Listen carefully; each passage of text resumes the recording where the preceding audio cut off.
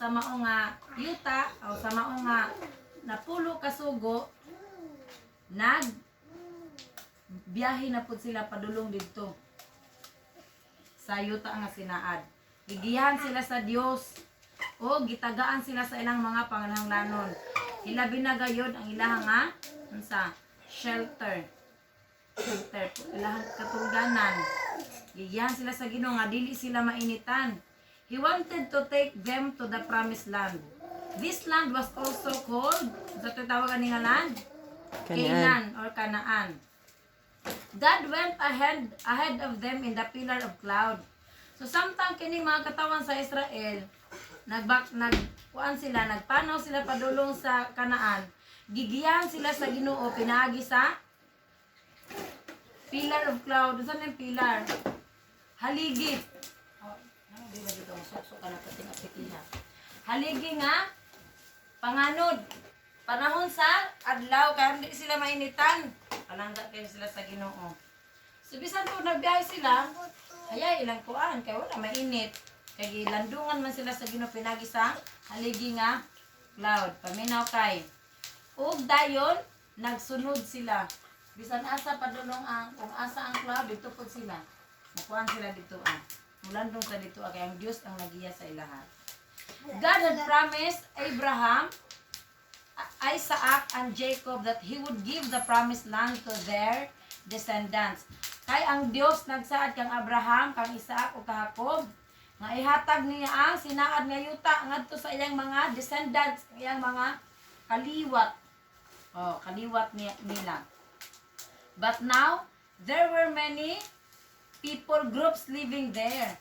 Apan didto sa Canaan daghan na og mga nangusi daghan na og mga tawo nga nagpuyo didto klase-klase na. Lain-lain na nga rasa. Sa tawag sa mga taga-Kanaan? Canaanites. Sa tawag sa taga-Kanaan? Canaanites. Canaanites. Dili mo kung di mo istorya, di mo ka-answer unya. Canaanites. Canaanites. Kay makalimot man mo, kay di man mo gawas sa inyong baba. Canaanites. Sige daw, istorya daw kay. Canaanites. Ikaw be. Canaanites. Ikaw wa. Awa. Sinuwa akong gipuan mo si Toby. Ikaw be Canaanites. Bantay lagi unya. Walay nights. Canaanites. Okay, ready na nako ang akong sensilyo kay. Okay. Utang na mo ko. Okay. Ang tawag sa nagpuyo sa taga-Kanaan is Canaanites or sa Bisaya Kanaanhon. The Canaanites did not worship or obey God. Uy, ang mga Kanaanhon is kay wala sila nagsimba o nagtuo sa Ginoo. Siga mo ta ni Kidin. Wala sila nagsimba o nagtuman sa Dios. They worshiped false God. Unsay pasabot? Sila nagsimba og mali nga Dios. O nagsimba sila og mga Dios og daghan sa ilahang mga binuhatan ang dautan kaayo. Wala man sila Ginoo sa ato pa ilang mga binuhatan puro mga evil things. Dautan mga butang mga binuhatan na. God told the Israelites, after you go into the promised land, you must get rid of all the Canaanites there. Ingon ang Diyos sa ilaha, Santiago, Juan, nakasala na, tagam, nadlok lagi. Ingon ang Ginoo sa ilaha, sa dili pa mo makaadto dito sa Kanaan, kinahanglan ang shhh! Di dako na ginapa kung baba kay mas dako inyong Mag-microphone ka dyan, ay microphone. Kinahanglan ay natin, sakit ba niya akong dughan? Sa dughan ko maman. Kinahanglan, naghimog plano nga pattern ang mga taga-Kanaanhon, ana pa ang Dios, yang gisubo ang mga taga-Israel. Ayaw ka mo og pakig. Paminaw kay ha. Ayaw ka mo og pakig. Unsa? Higala sa mga Kanaanhon. Ayaw ka mo pakigminyo ngadto kanila, ayaw ka mo pagpakigdait ngadto kanila. Kay ngano man sila mga tawo nga dautan nga mga tawo. Tanan hunahon na ila puro dautan. So anong trabaho unsa ang trabaho basic laog away-away. You must completely destroy all of their idols.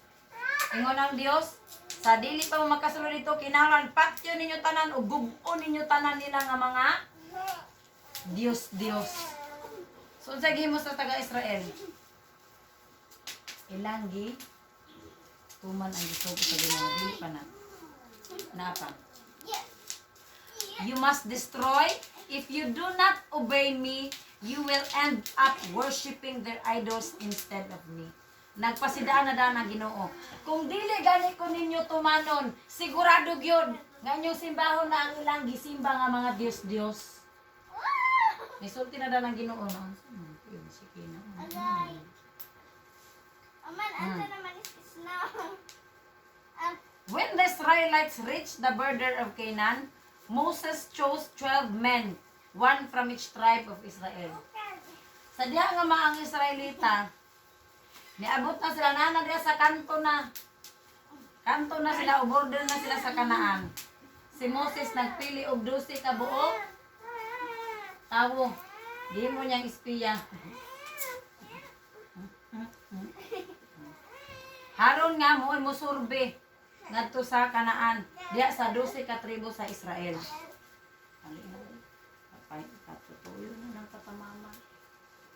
He gave the men instructions to go and spy on the land to see what it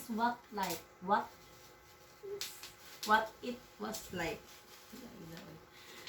Ayan gisugo ang mga tao nga 12 ka buok. Susihan ninyo dito, surbihan ninyo ang Kanaan kung unsa man gyud na siya o unsa siya. Kung unsay naa didto, anak pa si Moses. They were also to spy on the Canaanites to see if they were strong or weak. Kinahanglan ila pong surbihon kung ang mga Kanaanhon tag-as ba sila, mugbo ba sila, luya ba sila o mga kusgan ba sila. The 12 men traveled through Canaan for 40 days. Uy, usa ka bulan po din ang baktas. Nga sa ato pa, nakita na nila ang Kanaan pero layo pa yung guys tinuod. Ay nagbaktas pa man sila og 1 month, 40 days man. 1 month and 10 days. Oh, dayon. The men traveled through Canaan for 40 days and then they came back. Og dayon balik dayon sila. Pagkaabot nila dito ilang gitanaw ang mga tao. Ug unsa mo'y kahimtang sa Kanaan. Ug dayon namalik sila. They told the people the land is very fertile and the crops are plentiful. Gisultihan dayon sa mga spy. Unsa man yun?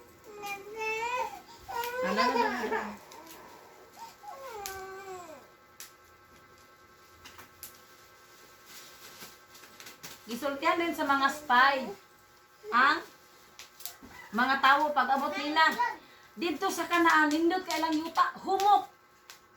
Dali ra matamnan. Fertile good. Minsan ako na. Ang ilahang mga tanom, mga tambok, himsok, Puyo, paminaw. sa mga tanom. O ilang mga crops, mga tambok, ilang mga tanom. But 10 of the spies said, the cities are very strong. O, apan ang napulo kabuk sa ilang spy, negativity, ang huna-huna. Ang ilahang syudad lig-on. Tag-as kay ilahang mga ang ilahang mga pader. And the people are giants. Unsa daw na? O ang mga tao, mga higante. Agoy kung taga diri si Iskay, kung kani si Iskay. Ang mga tao murag si Tatay Okong. Dagko kayo ang mga tao. The cities are very strong, ana pa ang napulo ka mga spy. If we attack them, they will certainly defeat and kill all of us. Kung ato silang atakihon, ana pa ang mao nga napulo ka mga spies, paminaw si kay na rin. Sigurado gyud patay gyud tang tanan. Kay mga dagko man sila kaayo, mga higante man sila, pero abunda sila na. Pag uli nila, kabalo mo, ang ubas ilang gibit-bit, duha ka bulig, pero ipas-an og duha ka tawo ang ilang grapes. Samantalang ang atong grapes tribit dito na to gamay taong kaayo. Dito inahinani ka dagko ilang grapes. No, nagmay ka na Puyo, nakadagko grapes. kay puyo. Perting haya-haya. Magkag duha ka bulig, ipas-an og duha ka tawo. murag saging ba, murag bulig sa saging. Immediately, ang ni-approve ra gyud nga pildihon ang katong katawan sa mga kanaan, mga kanaanhon, si Caleb ra gyud ug si Joshua.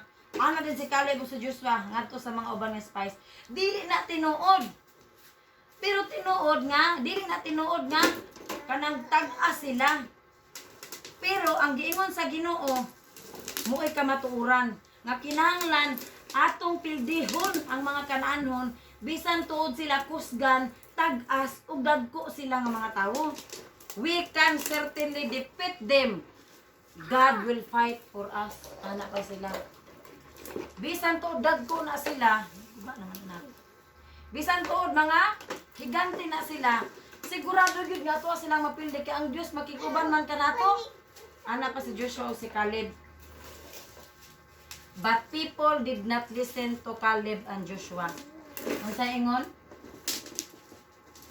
Sasin? But people did not listen to Caleb and Joshua.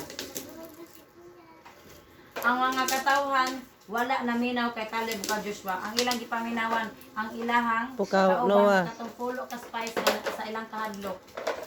They became angry with Moses and Aaron and said, "Why did you bring us to this horrible place?" Nagsulti sila ni alang gadto si Moses ug si Aaron. Nganong gidala man ninyo nining perting paita nga dapit? We should have stayed in Egypt. Ana pa sila. May pag nagpuyo na lang mi sa Egypto, nagpabili na lang mi dito sa Egypto. If we go into the land, we will die in the battle. Kung muadto ta sa maong luna, mangamatay ta sa mahitabo nga unsa? Gubat. Ana pa dayon to si ang mga katawhan. Oh. And Canaanites will make our wives and children to be slaves. Niana dahil negative kay sila. Ug diyan ang mga tao. Ug mapildi na ta ang atong mga asawa ug mga anak himuon na po ng ulipon sa mga taga-Kanaanhon. The people wanted to choose different leader to take them back to Egypt. Oy, ni ana na po sila, nagwilda na po sila. Kinahanglan magpili na po kita, ubusan na po ka leader. Nga mugiya ka na ito, pabalik nga to sa Egypto. When the people said this, God was very angry. Sa diha nga nagsulti ang mga tao niini, nasuko pag-ayo ang Ginoo. Ay, sige pangusi ka kuya. He came to the tent of meeting and said, "You have rebelled against me." Uy, hingkanaw ang Ginoo. Nakig-meeting siya sa mga Tarong og lingkod. Israelanon. Ning, ang tayo mo sa Ginoo. Ning sukol na sad mo nako. Ni ana ang Ginoo. Musupak yun mo sa ako Pagpuyo, so all puyo, of puyo. you will have to wander in the wilderness. Tungod kay sila nisupak sa Ginoo. Nisupak sila kan Jehova. Unsay nahitabo? Kamong tanan, magtuyok-tuyok lang gyud mo dire sa kamingawan. Uy, gisilutan sila sa Ginoo. Everyone who is 20 years old or older will die there and never enter the land I am giving to you. Perting sukua sa Ginoo Sky.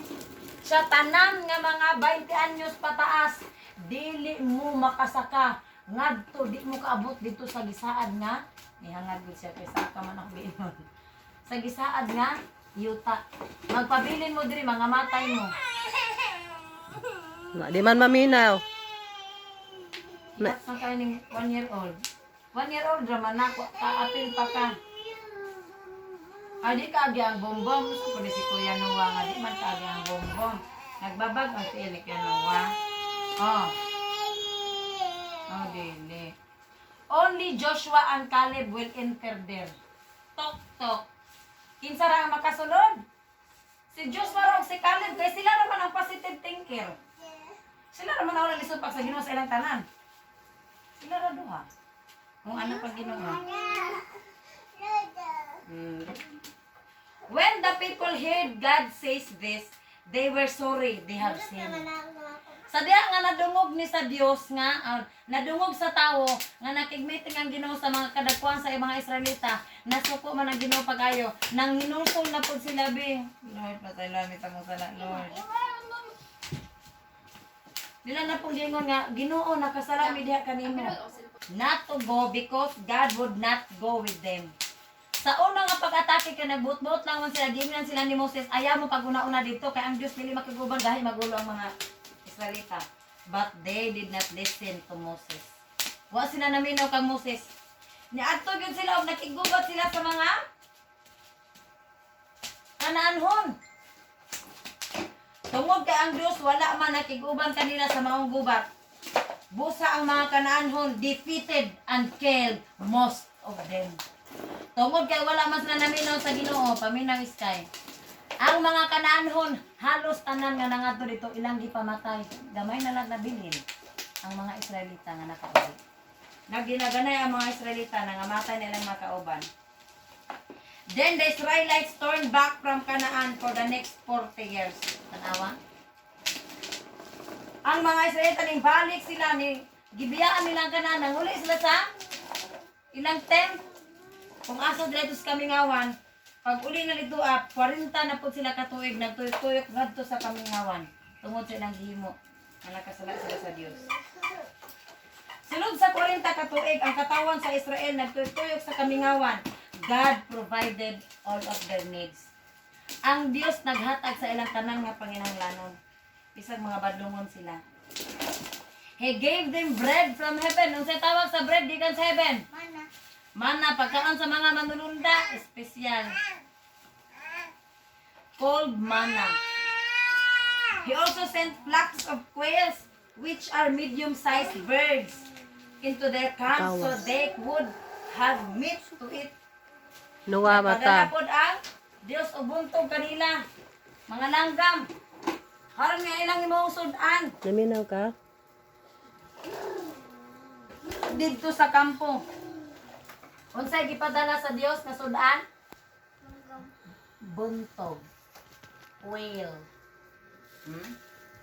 During all that time, unsay tawag sa ilang gipadala sa Ginoo nga pagkaon gikan sa langit? Manna. God kept their clothes and sandals from wearing out. Niadtong mga panahon na ang Dios nagsulti kanila, hubua ang inyong mga sandalya kay kini nga lugar balaan. Sky? Dito sa temple. O, unsa man talaga?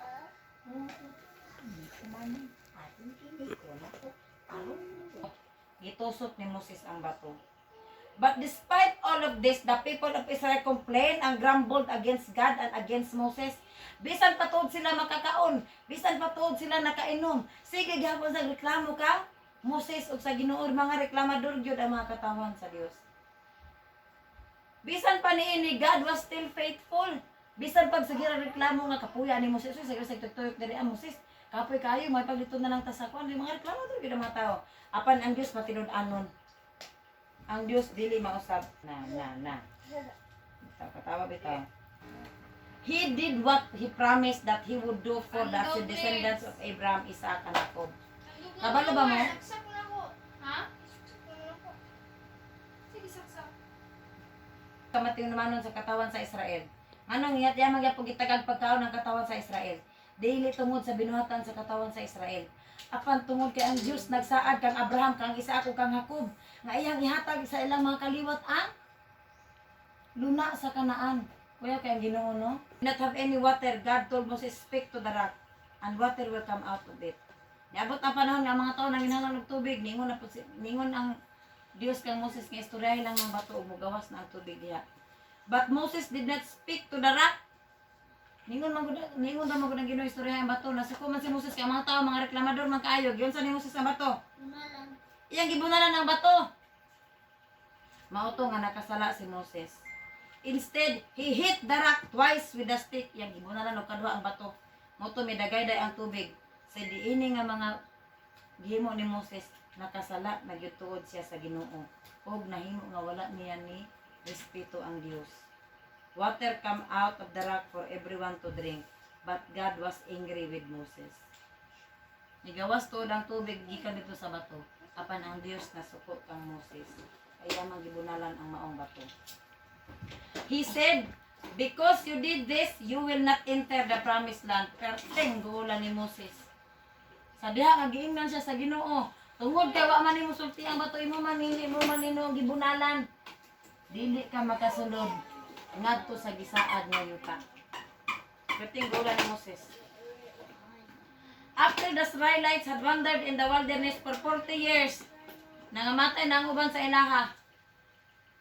All of those who had rebelled against God were dead. Tanawa. Sulod sa 40 ka tuig nila ditong bagdoy-bagdoy sa